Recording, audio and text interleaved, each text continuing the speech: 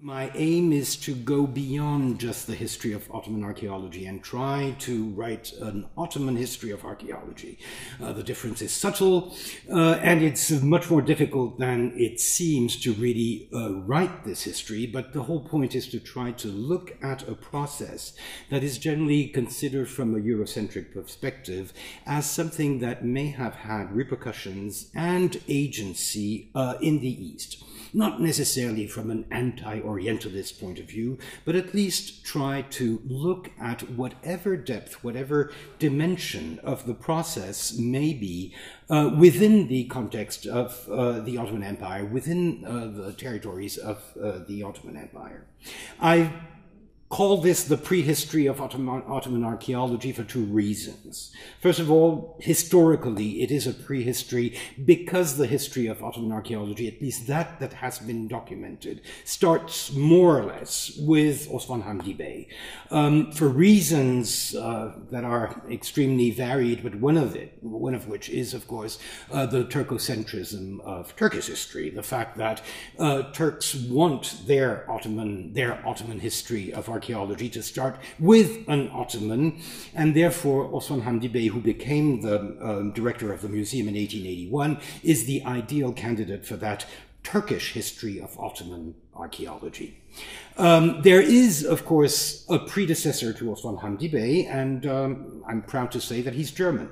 Philippe Anton Détier, who was German and mad, half mad, especially towards the end of his life, is still a very interesting character, and I think we owe a lot to him. I mean, Turkish archaeology and the Imperial Museum, what is today the Archaeological Museum in Istanbul, owes a lot to that very strange, very peculiar character who was director of the museum for 10 years, from 72 to 81. When he died, he was replaced by Osman Hamdi Bey. And although he's not acknowledged sufficiently by Turkish historiography, I still consider him to be part and parcel of, say, the mainstream history of Ottoman archaeology. So my prehistory comes before that. And it starts in the 1840s because that's when the museum is supposed to have been founded. So historically speaking, it's a prehistory because it is the hesitations and the very timid start of a discipline that will develop only later. But it is also a prehistory in a historiographical sense of the world. That is, it is extremely understudied. What we know about that period is generally assumptions and speculation that are generally retroprojected from later phases, and therefore most of what is claimed to be the landmarks of Ottoman archaeology from the 1840s on is either false or stands on very, very poor grounds. So one of my aims is to try to document this very interesting period. Interesting because it is prehistorical, interesting because it is a gray area that lies between what I've called the blissful indifference of the Ottomans from the end of the 18th century up to the 1840s, when they really didn't care about archaeology and used it only as some kind of diplomatic leverage in their relations with European powers, and the much better documented but still problematic issue of period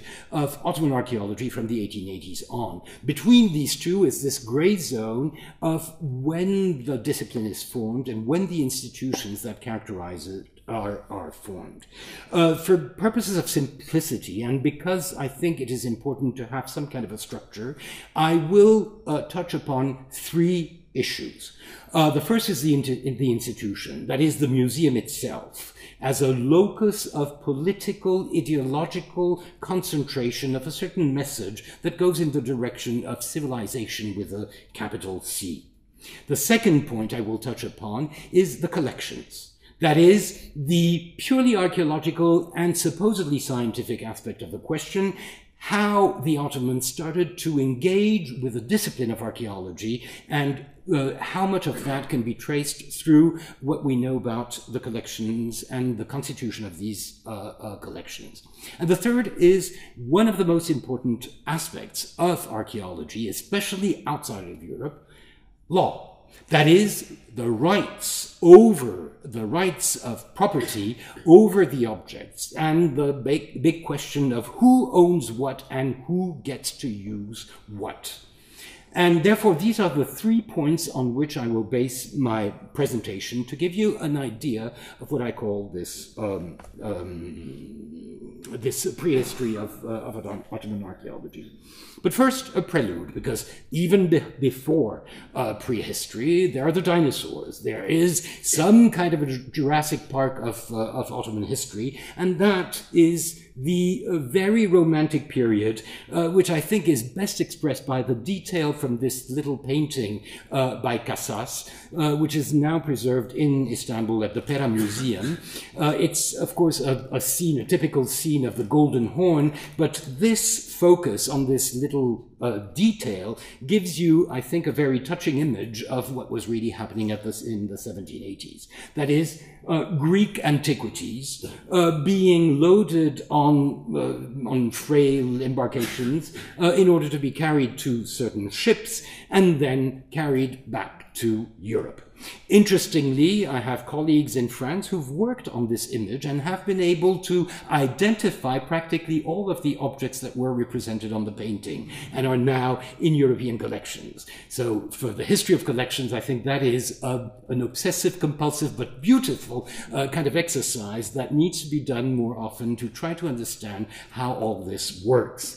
So this is the period during which the Europeans, and we have, of course, the examples of Choiseul-Gouffier, the major dilettante on the French side, and of Elgin on the British side, as epitomes of this very cherry-picking period of archaeology, where European adventurers slash diplomats slash intellectuals slash adventurers kind of looked for what was pleasing for their collections and ended up constituting collections which in their own time will become part and parcel of some of the most prestigious collections in the West.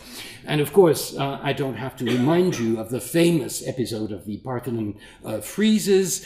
Here, a very nice depiction of the part of these friezes being lowered from the Parthenon, 1801, an episode that still needs to be documented fully because the Ferman is still missing, as everybody knows. But I can tell you, as an Ottoman historian, I've worked on the Ferman, on the translation, the Italian translation. I've done what should be done to try to investigate whether or not there was an Ottoman Ferman before that. I've translated it back into Ottoman Turkish, and it works perfectly. And I think that is enough proof for the Greek government to claim back these objects, although maybe, after all, if it is the Ottoman government that ceded them, maybe they should be back in Istanbul and not in Athens if they are eventually claimed back. And of course, 1820, the beautiful, beautiful Venus of Milo, who, of course, is not as beautiful as it is and is not what it claims to be, but yet is one of the most iconic figures and is one of the best documented objects of Levantine origin that grace European museums today. On the left side is a document which I find much more fascinating than the lady herself, because it is a bilingual Ottoman document, Greek and Turkish, which is in the collection of the museum, of the Louvre Museum, and which has never been used. All the documentation, and I think that goes in the direction of what I said at the beginning of the Eurocentrism of all this history, all the volumes that have been written about the Venus of Milo have not once even mentioned the existence of a document, of this document. And what is even more terrifying is that this document that I got is just a photocopy. The original document seems to have disappeared from the statue's file at the Louvre. But I think, and I won't go into the details of this document, but I think this is a very good example of how much still needs to be done in order to give a Levantine Ottoman whatever clever dimension to something that is considered to be so centrally, so exclusively European. But for my story, the real prelude starts in Anatolia, in Greater Anatolia, as you would, in the 1840s. The development of the Ottoman Museum, of the Ottoman Imperial Museum, and of Ottoman archaeology is directly linked to one specific period of excavations in the Ottoman Empire in the 1840s, starting with Xanthos, the excavations of Fellows that start in 1841, that are followed by the discovery of Khorsabad by Paul-Émile Botta in Mesopotamia in 1843, followed closely by Austin Henry Layard's discovery of Nineveh in the same area, and finally in 1845, the same year, the discovery of some of the friezes of the Halicarnassos mausoleum embedded in the walls of the fortress of Bodrum, the fortress of Halicarnassos, and this in 1845. What is so special about this period of archaeology? What is it that makes it different from the Venus of Milo, from the Elgin marbles? Is that these are all extremely invasive and total interventions on the site, which end up not just cherry-picking a statue or a relief or some object and another, but really come up with huge, massive discoveries that really are so obvious, so visible, that they cannot anymore be contained in the kind of curiosity of antiquarianism as you had it previously. This is true also from an Ottoman perspective. That is, the Ottoman authorities, the Ottoman population can no longer ignore what is going on at the level of the excavations in Khorsabad or in Nineveh or in Halicarnassos. More specifically, however, I have a link that really connects one of these excavations, and the latest in date, that is that of Halicarnassos, to the creation of the museum. And that will be my introduction to what I call the first section of my presentation, that is the museum, the institution, politics and ideology, because this is what I feel is the central issue to understand what the museum represents in the context of Ottoman history. I have quotes which I've translated from Ottoman documents, and therefore the wordiness is partly mine, but it is also that of this incredible Turkish language of the 19th century that is so verbose that a good scribe is recognized by his capacity to write very Proustien, in a sense, a whole document in one sentence. That makes it difficult to translate all this. But then again, you get a sense of what this is all about. And this passage, I think, is rather telling of the first intention, the first avowed intention of setting up a museum connected directly with the British encroachment on Bodrum, Halicarnassos, at a time when Newton, Allison, and of course Stratford Canning, the ambassador, are constantly pestering the Ottoman authorities in order to get 12, I think, slabs of stone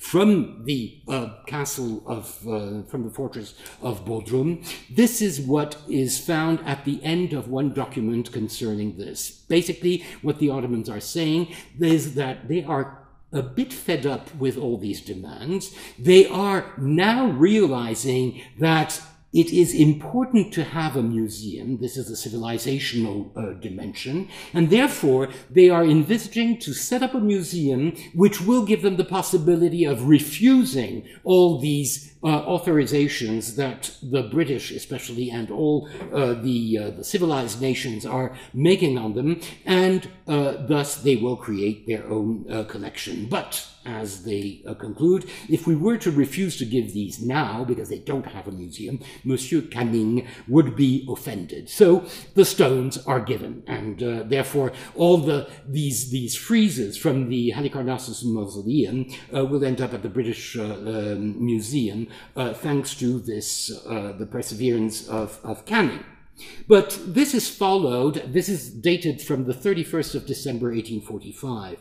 And in 1846, in February, the Augsburg Gazette is the first to announce in late February that the Ottomans have opened a museum. And indeed, Ottoman documentation does give you indications as to the creation of a museum. What's interesting is the rhetoric.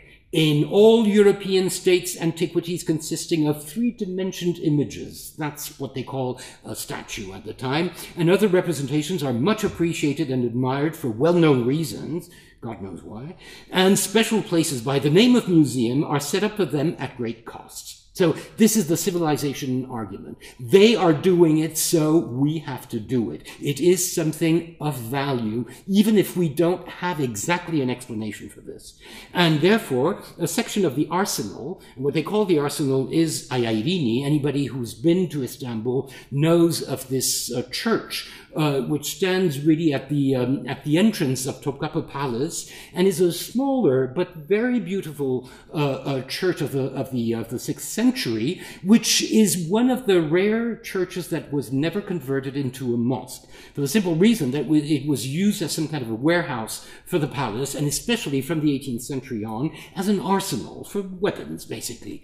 So in 1846, at the time when they come up with this idea of a museum, they realize that they already have some kind of a storage space that they are using for things that are generally rather old, because they are also relics from older combats. So Ayarini seems to be the ideal place. And what they do is simply use the atrium of the church for that purpose. And this is a representation of the naos, the temple of Ayarini. What's interesting is that it is in Greek also called oplothiki ke museon, that is, arsenal and museum. So this is what is really the ancestor, if you want, of the Ottoman Museum, something that Turkish historiography will glorify as a museum, but is in fact much less than a museum and barely some kind of a warehouse for bits and pieces that have been accumulated at that time. Then again, this falls into the perspective of a certain timeline that I call the civilizational checklist of the Ottoman Empire. It starts really with 1839, the Tanzimat reform. So from the 1839 Tanzimat reform, which is some kind of a pledge of allegiance to Western civilization by the Ottomans, saying that basically they will reform themselves following the norms set by Europe, there is a checklist that evolves after this allegiance, which is basically the checklist of civilization. What should you have? Museums, libraries, universities, all the items that you associate with culture, with education, with technology, and with progress are part and parcel of these 30 years or so that follow this decree of 1839. So on the left, what you have are the general dates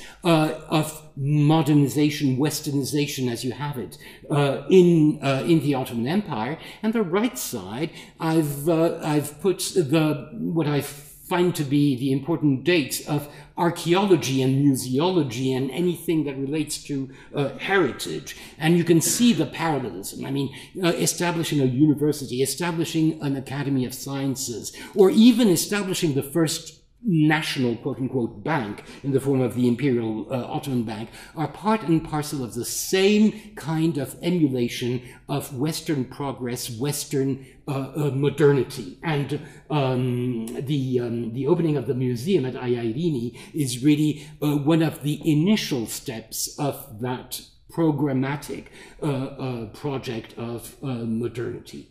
And it ends, and this is one of the last dates of my period, with the first bylaw on antiquities in 1869. So there you have a timeline that kind of frames what I consider to be this prehistory of archaeology. It is sometimes interesting to look at etymology, words, and try to understand what people are doing by their capacity capacity or not to come up with a vocabulary that corresponds to novelty and to new concepts they want to introduce in their culture. And Asara Atika, that is antiquities, the term that will be used, especially until the Republic, to describe antiquities officially, is a term that has its own history. It's interesting to see that all this is derived from Arabic, but this Arabic is Ottoman Arabic, in the sense that it is the Ottomans using the Arabic language in order to invent neologisms that correspond to European concepts. So Asar Atika, Asar Kadime, there is a hesitation at the beginning between two possible ways of saying old, Kadim or Atik. And for the museum, the first term that will be used is Mejma'i Asar Atika, that is the collection of antiquities. Mejma being really collegere in Latin. It is really the act of bringing together. It's interesting to note that there are some errors in the use of words, such as the mistaken use of Antika with an ayn, which is an Arabic form that does not exist in Turkish, to describe a word that is derived not from the Arabic, but from Italian. Antico goes into Turkish and becomes antica to describe antiques or antiquities. So that's another filiation, if you want, for the terminology of the time, but it is rather telling that the Ottomans will sometimes use that ayn mistakenly because they're thinking of atik in Arabic, which is old. So that confusion is really very typical of the mind in which the hesitations of the time. And what I find the most acute of all is musée. For some time, for whatever reason, musée doesn't seem to be serious enough, so they go for musée for musée. And that will soon be corrected. And in fact, the Ottomans, instead of inventing a local term for museum, like the Arabs who will use mathaf, the Ottomans will go for musée. So it's part and parcel of that Western emulation, quite obviously. Now, one way of looking at this, this transformation is to look at the demand generated by this institutionalization of archaeology and history. And the Ottoman archives have a very interesting collection of permits issued to visitors, diplomats, whatever, who, through the channel of their embassies, will ask for a permission to visit this or that monument of Constantinople. And this is a phenomenon that I would equate with high-level tourism. It is the Grand Tour revisited according to the conditions of the 1850s, and it's interesting to see that there is a parallelism between this booming of tourism and the event that opened up the Ottoman Empire most to Europe, the Crimean War. 1854-56, the enormous impact of thousands, hundreds of thousands of soldiers, troops from France, from England, passing through Constantinople, settling in Constantinople, and using the same city as the Ottomans, is a major catalyst of modernity, especially in everyday life. And therefore, it's interesting to see that this sudden boom of tourism, that is, of the visiting of the antiquities of Constantinople, has a parallel development with that of the major political scene of the time. However, what's interesting is that when you look at what is being visited, you get a very different picture. That is, most of what is being visited is the imperial mosques, and of course, among the imperial mosques, we're talking about Hagia Sophia, really, and the other mosques in a much more timid way. The interest of the Western traveler is for Hagia Sophia, but of course, the formulaic way in which the Ottomans grant permission to visit the mosque is the imperial mosque, the mosques of the Sultan. So that's the major category, followed by the palace. The palace in those years has been recently abandoned by the Sultanate itself, who was moving into the modernity of the Bosphorus and building wedding cakes on the Bosphorus to fulfill the Rococo dreams of the modernizing elites. So Topkapi Palace is now empty, and it holds treasures, especially the treasury itself, but also all sorts of more intellectual treasures, such as the library, which starts to be discovered at that time in history. And the museum is only visited by a total of 50 people during this period. You're talking about something very, very marginal compared to the major attractions of the city. The ancient costumes, that is a museum that the Ottomans established in 52 with janissaries in their good old costumes, is as popular, if not even more, than the museum itself. And Aldini, which is the same building as the museum, is also categorized as the arsenal, because that's what most of the visitors prefer to see rather than antiquities. They'd rather see the keys of the city of Belgrade and the swords of the Crusaders from the 12th, 13th century that are stored there. And you can look at any traveler of the time, Flaubert, Gautier, they will have the same comments about how Aldini is interesting for that medieval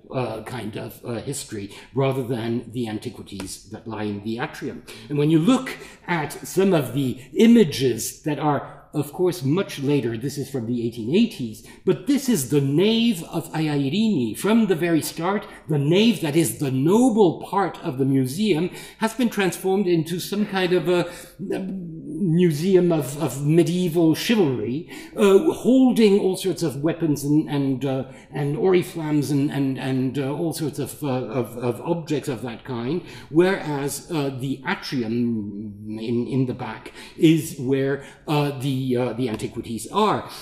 This is a revised version of the costume museum, again very popular with tourists, because that's where they see the Orient that they want to see, the Orient of janissaries and whatever with their turbans. That is much more interesting to them than the few antiquities that are stored in the atrium of Aldini. Which brings me to the collection. So what is there in Aldini? There are no photographs, no illustrations of the collections in the 1850s, 1860s, unfortunately. The few photographs we have from the 1880s depict only objects that were probably too heavy to be transferred to the new museum in Çiniliköşk, and therefore give just a poor idea, but still some idea of what the atrium might have looked like in the 1850s and 60s. As you can see, there were Byzantine monuments, that is, sarcophagi of the emperors, generally in porphyry.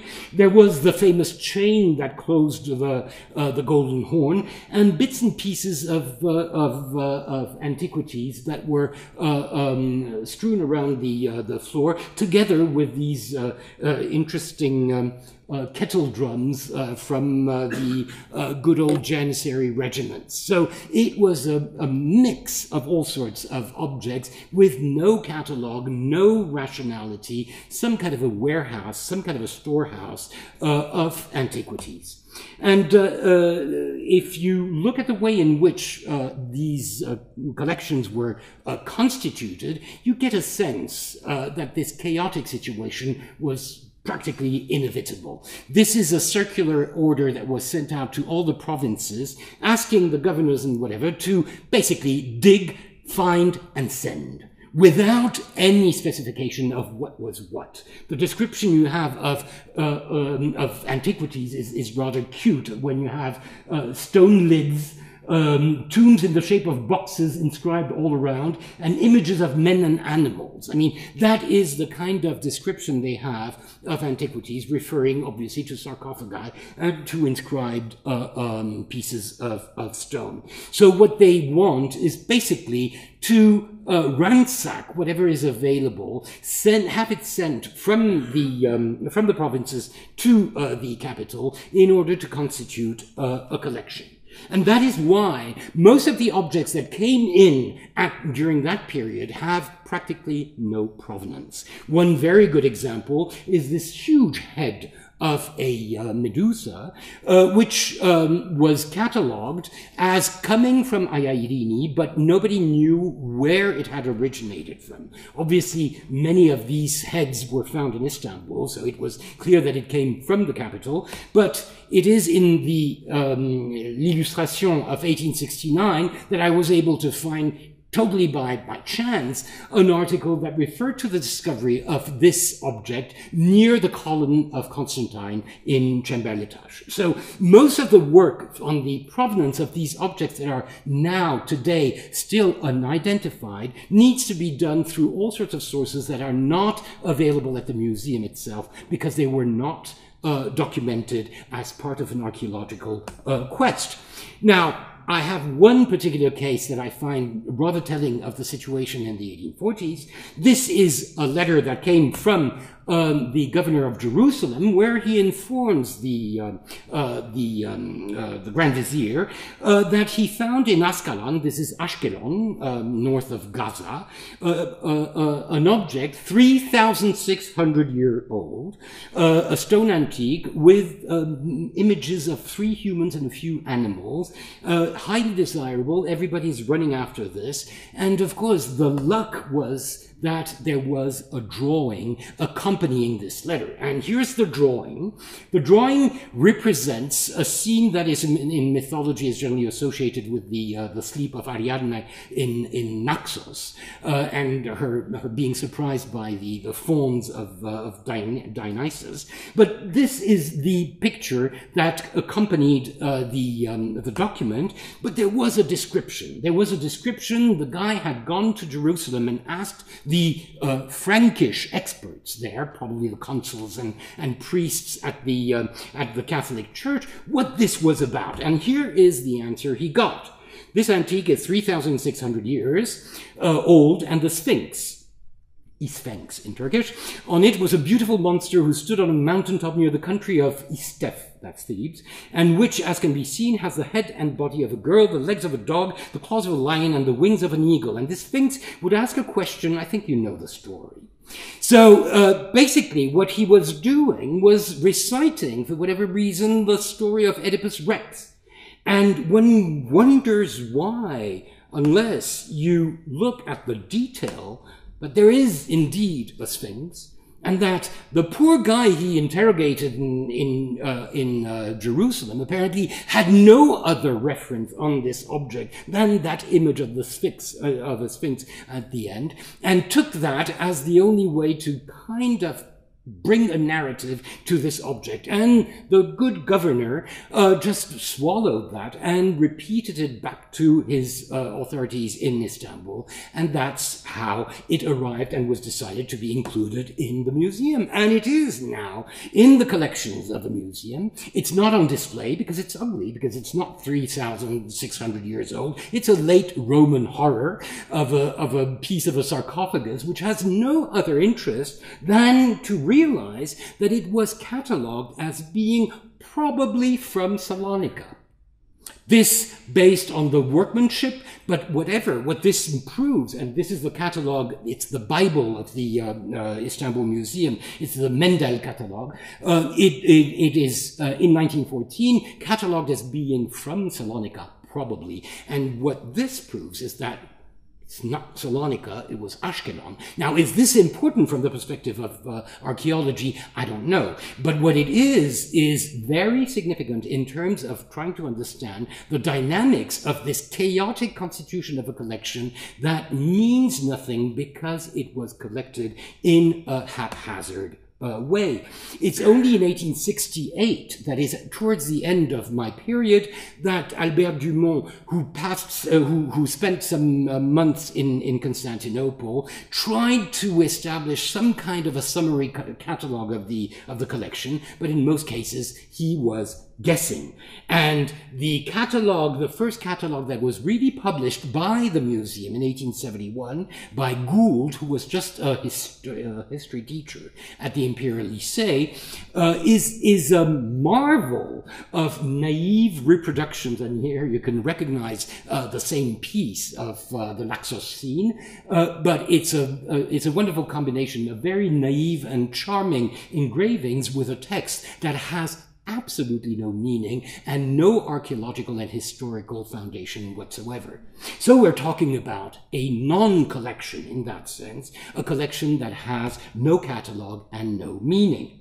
So, rules and law. How does this function? In 46, when Istanbul asks all these governors to dig, find, and send, also sends them instruction as to the status, the probable status of these objects, saying that there are three possibilities. One is that it's state land, in which case you just grab it, it is the state's. It could be land used, the usufruct might be in the hands of someone else, but there the law, the Shari'i law, says that whatever grows on that land is the producer's, but whatever is under the land is the state's, so grab it again.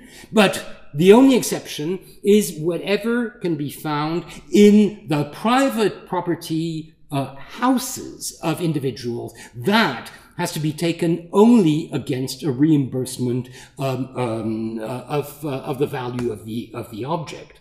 So that's basically the first law on property rights over antiquities. But there is a fascinating second dimension to it. Who owns it is one question, but who gets it is another question. And we know it is one of the major claims of Turkish historians that Anatolia was plundered by Europeans who took whatever they wanted. And of course, they will give always as an example the altar of Pergamon as the most scandalous way in which Anatolia was ripped of its wealth. This is a fascinating document that dates from 1847, so that's 1 year after the creation of the museum.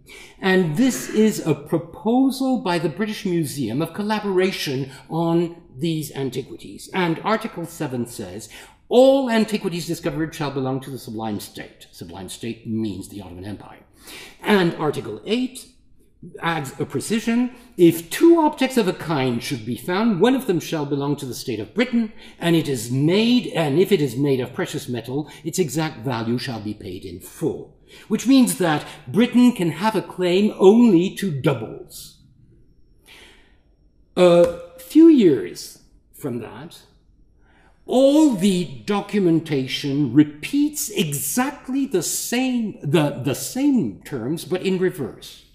For whatever reason, from the 1850s on, the law has been turned on its head, and what happens is that in the event of doubles, the Ottoman state gets one, but the rest is for the excavators. It's incredible to see how something so positive might have been completely turned around to the disadvantage of the Ottoman state. I still am looking for some kind of an explanation, some kind of a moment where, as Bernard Lewis would have said, everything went wrong. Because it seems impossible to accept the idea that in 47, the Ottoman state should have had a direct right to everything excavated, except for doubles that could be ceded to foreigners, and then the exact reverse becoming the rule from the 1850s on. Something happened, and I'm still looking for the smoking gun there, that might explain how things were manipulated into a total reversal of the situation. And this goes on until 1868. And it is thanks to Ephesus that the Ottomans suddenly realize that there are very few doubles found in these excavations, and that the result is that the museum practically never gets anything. So it is the governor of Izmir who writes to the Council of State and says something is terribly wrong. Wagon loads of stones are leaving from here on trains and are shipped on British ships to Europe, and we are still not getting anything. And this ridiculous law, this ridiculous rule of the doubles being the only right of the museum is something that should be revised. And it is. In 69, the Ottomans come up with the first bylaw on antiquities, where they expressly, the preamble is particularly interesting from that perspective.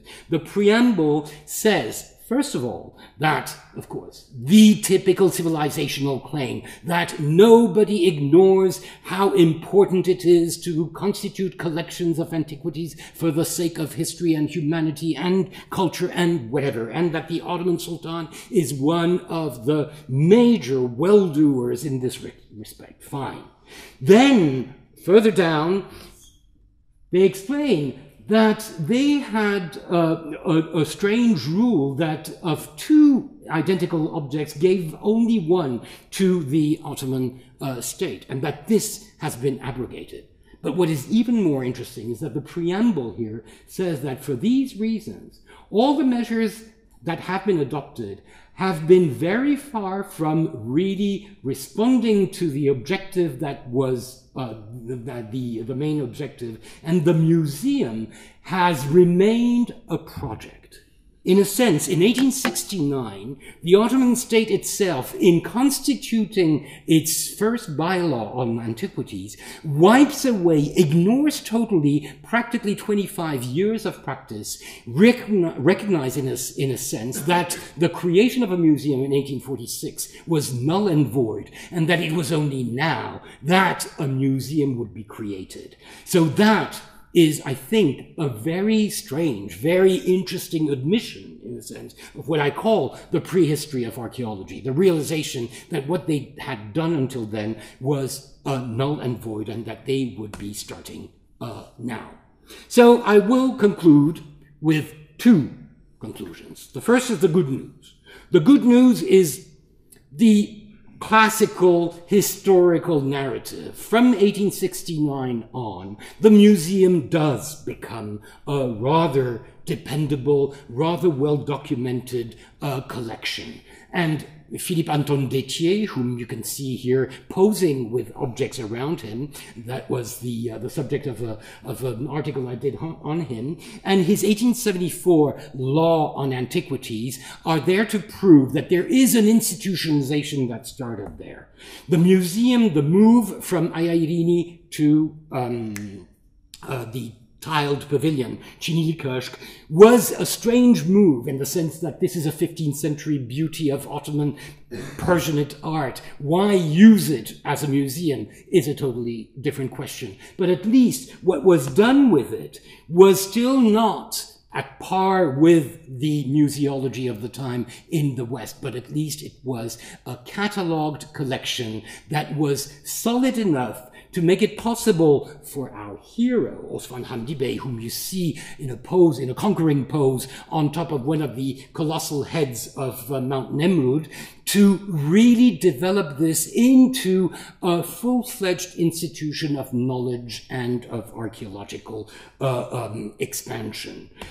And, of course, some iconic objects, such as the so-called Alexander sarcophagus, will lead to some kind of an apotheosis, which I think is very well expressed in the new building that was built in 1891 and expanded in the following decades, and now houses the Istanbul Archaeological Museums.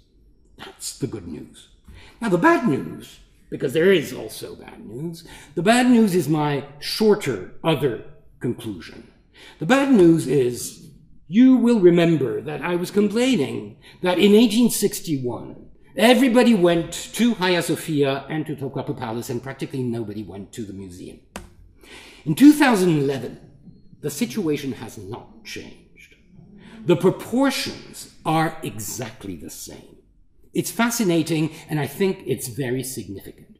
It means, first of all, that the Turkish public has no desire to claim that archaeological past as its own heritage. The second is that Europeans or Westerners, those visiting these institutions, have no desire to grant Turkey the right to have a museum. And they want them only to produce the oriental beauty of Topkapı Palace and the arrogance of Ottoman history, or the remnants of Byzantine glory, but not a processed kind of historical narrative as exists in the museum. The worst is this webpage.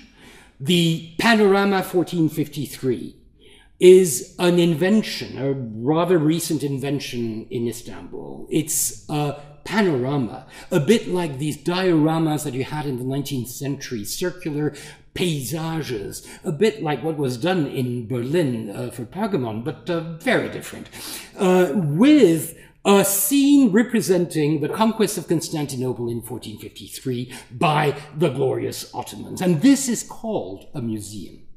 This is called a museum, and this is the most visited attraction in Turkey today, mostly by Turks. This, I think, is the worst news ever. And it proves that, you know, from prehistory to the present, there's a lot of repetition, and there's a risk of falling again in a rather prehistorical situation from that perspective. Thank you.